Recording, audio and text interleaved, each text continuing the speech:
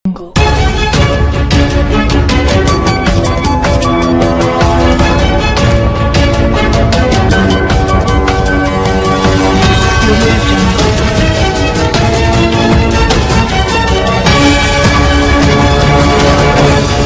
इस वक्त उस एरिया में खड़े हैं जहां 2005 में ज़लज़ला स्टार्ट हुआ था।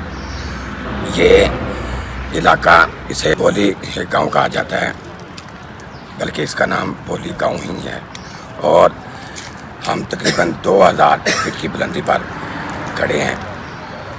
मानसहरा से ये 26 किलोमीटर के फासले पर है और नारायण से 88 किलोमीटर के फासले पर। यहाँ पे जो ज़लज़ले की वजह से तबाही हुई, लोगों के कहने के मुताबिक उन्होंने अपनी मदद आपके तहत यहाँ पे अपनी डेवलपमेंट की। ये आप देख सकते हैं कि मेरे पीछे जो है ना वो पहाड़ का खूबसूरत नज़ारा है जहाँ हम खड़े हैं।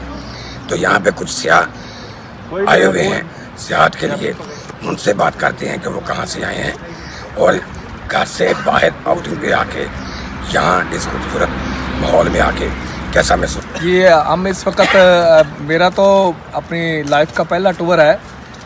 एबटाबाद के गांव भोली में मौजूद है इस वक्त, और यहाँ पे आके ज़िंदगी के हसीन नज़ारे को देखने बालाकोट का गांव है भोली। यहाँ पे ज़िंदगी के हसीन नज़ारे देखने को मिल रहे हैं।